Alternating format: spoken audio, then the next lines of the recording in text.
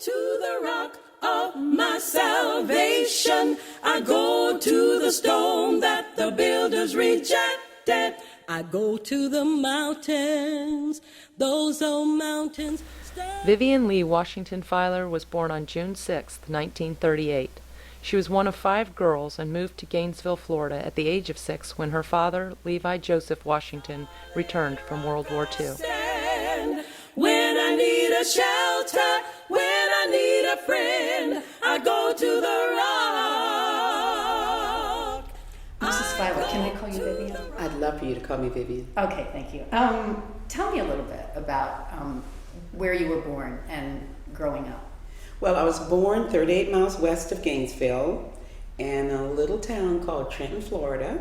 And I love telling the story. It had one red light then. I think it has one now. But I don't think it had one then at all, but it does have one. My dad always talked about Trenton, Florida, and he said Trenton because he spelled it T-R-E-N-T-O-N, Trenton. That was one of his favorite things to laugh about. But we lived there until I was 6 years old. Then my family moved to Gainesville, and I've been here ever since, which gives me a total of time in Gainesville of 63 years. That's a long time. Vivian Filer is the executive chair of the Cotton Club's rehabilitation effort, even though she had no direct involvement with the club in its heyday. Ms. Filer is the local historian, the expert on the Gainesville Cotton Club, and she shares with us here the building's story. If we go back historically to the building itself and how it had its beginning, that would take us to Camp Blanding in Stark, Florida. When the war broke out, World War II, and camps were set up all over the United States, an army base was set up at Camp Blanding in Stark, Florida. Well, the usual routine, I suppose, was once the soldiers were on campus, they had to actually build the buildings that they were going to house all of the camp. And that's what happened. They cut the trees, manufactured the lumber, and built the buildings one by one. The building that we have here, we think is probably the combination of more than one building, but its basic use was as a PX, post exchange, where the soldiers obviously bought their cigarettes and things and made their phone calls and had the recreation that went on. When the war ended, those buildings were sold all across Florida for a minimal fee. Sometimes I think it was $1, because the major task was moving them from Camp Blanding to the site that they were going to. So the person buying the building had that charge. The Pearman brothers bought this building, brought it to Gainesville, placed it on the corner of Southeast 7th Avenue and Southeast 9th Street, and opened it as a theater for African Americans. A lot of African Americans lived on the east side of town, and there was no theater on that side of town. So it opened as a theater. One of the great things about that is, as we have begun to work with it, we have found historical things such as a box full of bills that were from the rental of the film that were shown there. We found one dated 1947. We thought that was a real find. We're handling those very carefully. After this building closed as a theater, it didn't run very long, late 40s, it closed. There was a couple, the McKnights, John and Sarah, who bought the building from the Pearman brothers and used it at, I'm not sure if it was bought or leased, I have to really make that clear, but they opened it as a big bands club. They named it for the club in Harlem, of course, the Cotton Club, and it became, for this area, the stopping point for big bands. And in that day, they were not as famous as they became later in life. But we're talking about James Brown and B.B. King, Brooke Benton, Ray Charles. Bo Diddley, who lives in this area, loves to tell the stories of when he was there. And he has actually come back and performed on our grounds with us during one of our festivals. But this big bands club era faded away. But while it was in its heyday, where it ran through what was called the Chitlin Circuit, Chitlin, and all over the United States, especially in the South, this occurred. We think that in this area, the Cotton Club was like the anchor between 2 other cities. Ocala had Club Ballet, Gainesville had the Cotton Club, and Laude, Florida, there was a club, but I'm not sure its name. And we think that bands would travel those 3 in this circuit. with their base being the hotel in Gainesville. There was a hotel in Gainesville for African Americans called the Dunbar Hotel. This wasn't true for most southern cities. So bands could not just plan to be in the city and anchor over into a hotel because it didn't exist. But the protocol during that time was there would be families usually that rented rooms, and people traveling would know of those places and would be able to stay there. So that's the way we have pieced that part together. And the club existed, we think, into the early 50s as the Cotton Club. Now, can you tell me, do you know the name of the theater? Did the The theater? Perriman Theater. Oh, The Perriman's Theater. Okay, so that's what named they for the call it. brothers. And this was for showing films. Showing film. Were they sort of the first run films of the day, or? I think they were whatever was available. I'm sure they sent out or what will be in your area at the time. Okay. Probably the Hopalong Cassidys and whatever the shoot 'em ups were that were popular during that time. That's what I imagine they were. Okay, Mm-hmm. okay, terrific. And then how long did you say the Cotton Club endured? I think from the late 40s to the early 50s. I imagine around 54 or so, it closed as a big bands club because it later in the mid 50s opened as jukebox club called the Blue Note. Oh, okay. And at that same location? Same location. Okay. But because big bands were fading away, the music now was furnished to the jukebox, and it still ran as a site for people to come for entertainment. We are sure that there are some signage that still identify the Blue Note because we have stood on the outside to look up at the top of this big building, and we see the replica of Eighth Note that we think was probably painted blue, and the word THE just below that. So it was the Blue Note Club, and we see that signage that's still a little bit there.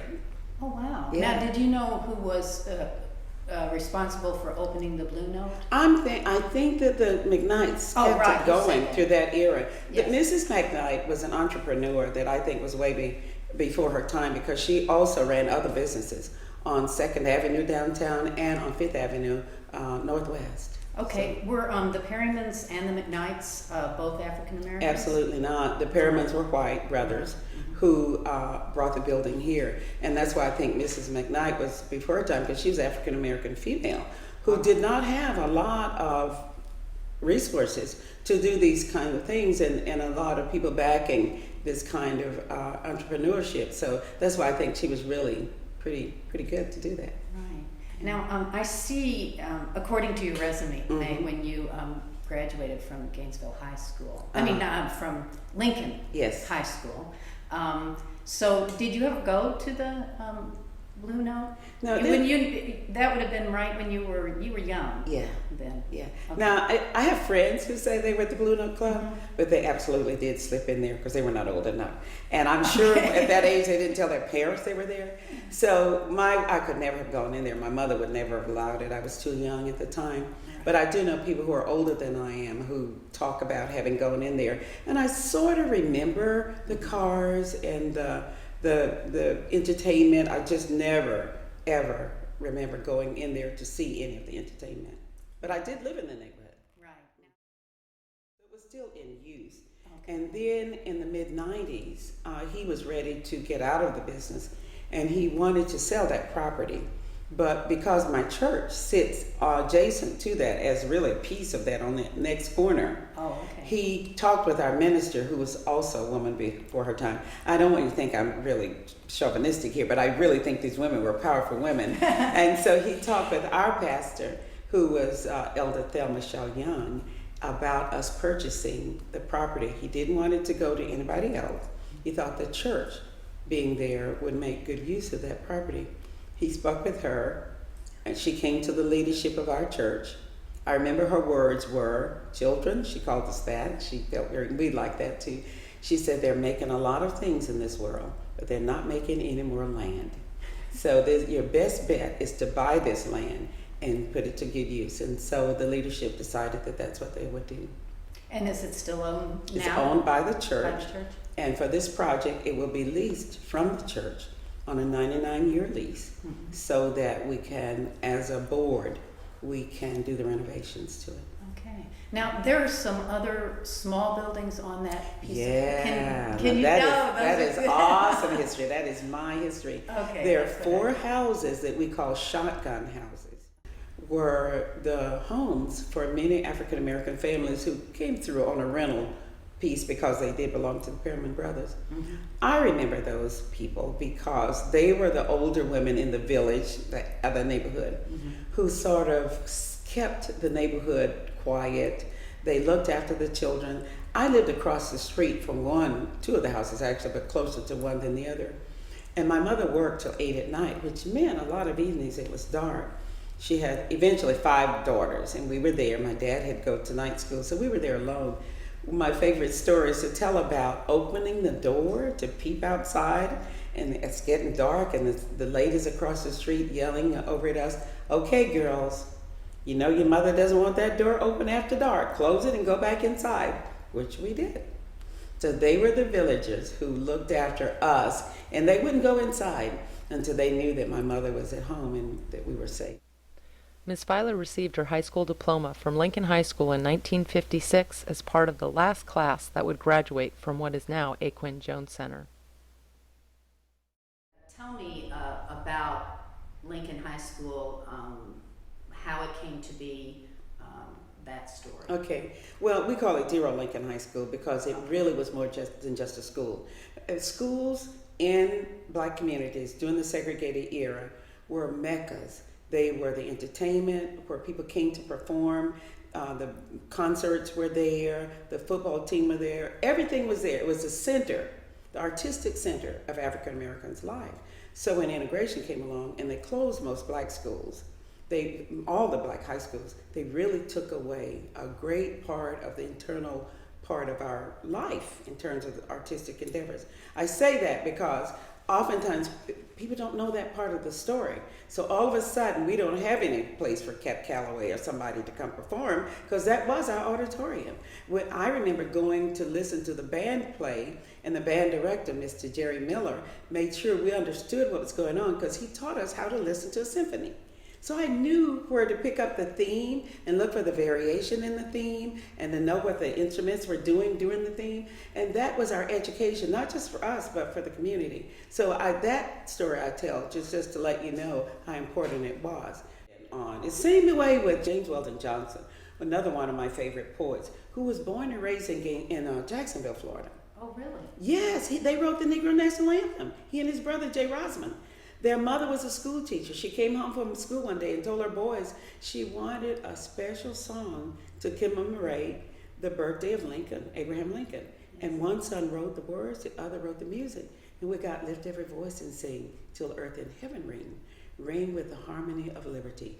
And it was used that day and sung many years, over like 20 years. And because James Weldon Johnson was on the board of NAACP, he convinced them to make that the national anthem. You see, because the national anthem for the United States didn't fit us. Yeah. It didn't call to us. The Statue of Liberty didn't say, "Give me your tired, your poor, your humble, masses yearning to breathe free," because we weren't breathing free. Exactly. So we had then a connection to our own history through that song. And the first song tells you to rejoice, lift your voice. The second stanzas say how hard it was, stony the road we trod, bitter the chastening rod, felt in a day when hope unborn had died. Yet, with a steady beat, have not our wearied feet come to the place for which our fathers sighed. I mean, we have some more freedom. And then the last verse is a prayer. God of our silent tears, God of our weary years, thou who hast brought us thus far on the way, thou who hast by thy might led us into the light, keep us forever in the path we pray. Now, that song, I get teary thinking about it because in the auditorium at Lincoln High School, watching famous people come as Dr. Mary McLeod Bethune, standing on the stage, talking to us, calling us her children, and hearing that song sung in 4-part harmony by that audience, you just have to live it. There's no way to explain it except you just had to live it. It was awesome. The song has a name other than the Negro. Negro, lift every voice and sing. Lift up, yes, okay. Is what it is, but it's called the Negro National Anthem because every football game, everything that black folks did opened with the Negro National Anthem. That was the anthem we sang. That was That's our wonderful. anthem. It told our story. It was not a solo, it was not syncopated, it was only done in the most respectful and majestic way because our teachers would not allow anything. So when I hear it, I'm real concerned when it's not done properly. If I'm in the audience and they drag it, I speed it up. I said, this is not right. This is the way it goes. But now I'm in an era that's dying away, so I realize it. But the people of my era all support, I think, the majestic way that this song is presented because it is truly an outstanding song. Was that a song that we would have heard, say, Mahalia Jackson, some of the... Oh yeah. But mostly it was not a solo. It was not It's a a solo. group song. It's sung by the mass because it tells the story of the mass. Now I hear people doing it as solo now. If they do, I just stand up and sing with them Okay. because it's my national anthem. So, That's your song, yeah, too. it's my national anthem. Would this have been particular only to the South, or would this have been... No, I think this national anthem would have been known all over. I know it was very relevant here, but I think black folk everywhere. And you can tell the era by if you look at an audience and there people are looking at a paper, and those that aren't looking at a paper, you know the era that came through. We wouldn't dare look at a paper to sing the Negro National Anthem. I'm embarrassed to say this is the first time I ever knew of such a thing. you I mean, have- I knew of this song, but Yeah. I didn't know that Oh it was yeah, considered... it was like- considered. It's a song that we respect, and I hate for it not to be respected because what it represented. You see, I think that is also important because we were a race of folk who were told on a daily basis by every media, by everybody, of our less than equal value, and we had to internalize the power that we had, and this was one way of being empowered, and it certainly was a powerful way, I think. Can you sort of lead me from your perspective through this era of the civil rights movement and integration? Yeah. You know, it sounds to me, I think Brown versus Board of Education was probably passed right before maybe Lincoln High School was opened. And then it wasn't, put in whatever the integration laws were, they weren't put into practice until the 70s. Absolutely. But what was that like from your perspective? Well, more people, there are people who were firsthand, like Joe Buchanan was one of the three that integrated GHS. I was already out of high school. Do you have a notion of who made that decision to close Lincoln High School completely? Whoever the school board was. See, the school that would board, be the Tiny electorate. Talbot and that group, Tiny Talbot was the awful, I know this, well, he was a superintendent of schools. He was not a very good superintendent of schools in that his thing was segregation, segregation, segregation at all costs. And he was not into the integration of that. He moved when doing the integration, when it did occur, he took most of the black teachers out of schools and put them into menial jobs. You need to talk to a black teacher. I wasn't actually teaching then, and so they'll tell you those awful stories. But our children then they didn't take the black books either, the books that I talk about. That's why I started to go into schools and do the stories. My friends that went off to college and came back as teachers had no supplies and no way of introducing this. They said, Vivian, would you come to class during Black History Month then and week and tell the stories to our children? And that's when I picked up this long career that I've had in storytelling. So the stories that you tell have to do with Black history? All of them. So if you invite me, that's all you get. That's what I do. And I tell you in front, and this is what I do. One teacher was inviting me to come to her class, and I've been there before, and she said before I came that she didn't want me to talk about slavery. And I said to myself, well, that's her desire, but she's not paying me. I'm doing this for free. So I went in. The first thing I talked about was slavery. All she had to do was not invite me back. And I always try to approach it in such a manner that white kids do not feel responsible. They didn't do it. No. I don't want black kids to feel ashamed, but you can't make history pretty. You have to tell history. And that's what I did. And because my stories tie in with history and bring it to them, they love it. They love it. Children have always been receptive. I get letters and all they tell me about writing their own stories and which story they loved and which one they want to hear again. When I was a little girl playing in the sand and chasing all the animals down to be my patients, because I knew I wanted to be a nurse. They used to run from me though. I met a nurse, Miss Rosa London, who was the first African-American public health nurse for Alachua County. And she walked the streets with her little nurse's bag, going from house to house to deliver nursing care.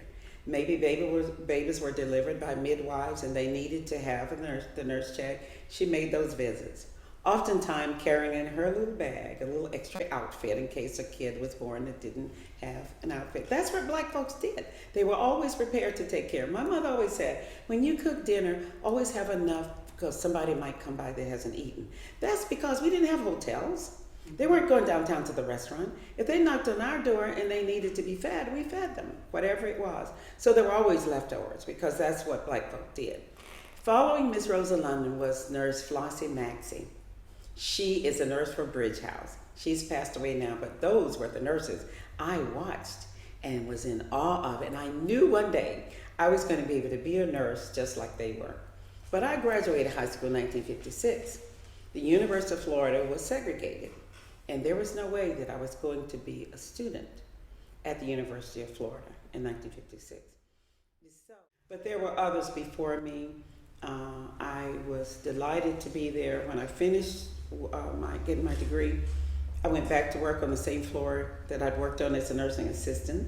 That was awesome because the women that I worked with there were later inspired, 3 of them, to go back to school and get their nursing degree. I eventually ended up teaching a couple of them as I went on to Santa Fe to become a professor of nursing. So it was all good there. Yeah. I was a professor of nursing for 26 years, Santa Fe. Saw hundreds of students come through. That was a delight. But I still saw my role for teaching the African American perspective in nursing as well, because it was not a part of curriculum. It still isn't adequately because people that don't know, they haven't done the research and they don't include it.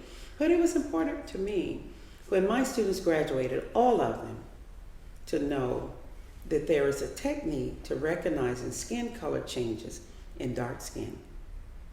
I knew they needed to know that. I used to get on the textbook companies when they came. One day my dean, my boss said, she called me, she said, I heard that you had all the textbook people down there in a forum in the coffee room. I said, yes, I was telling them that I'm tired of us being a paragraph in the book. I want us integrated into every chapter. When you talk heart disease, I want you to talk about how it affects African Americans.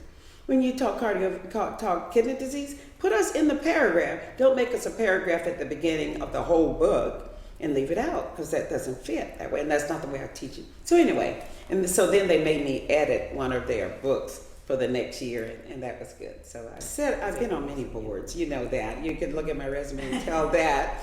But I chair the Cotton Club, and I am a founder of the Spring Hill Group and a founder of the nurses, co-founder of the nurses. And I work with queer and I did all those other things, but only because I love to see progress.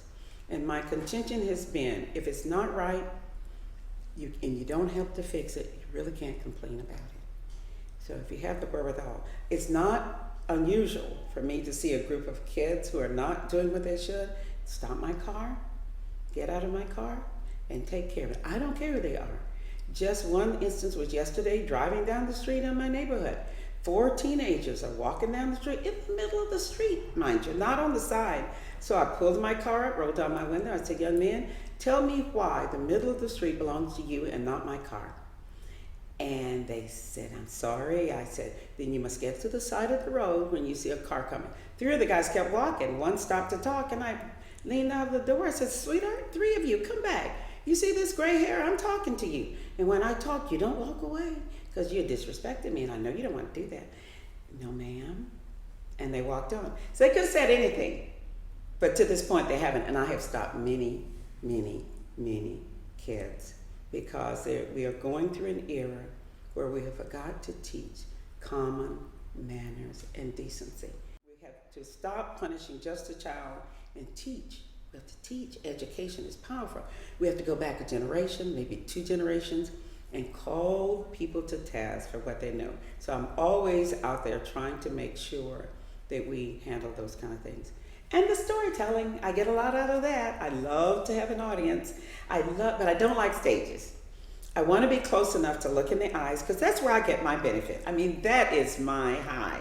And so I say to folks, I'm not doing this because I'm so good. I'm doing this because I get a satisfaction. It's a selfish thing to do, but I love doing it. I love the response. I love seeing the kids' eyes get big.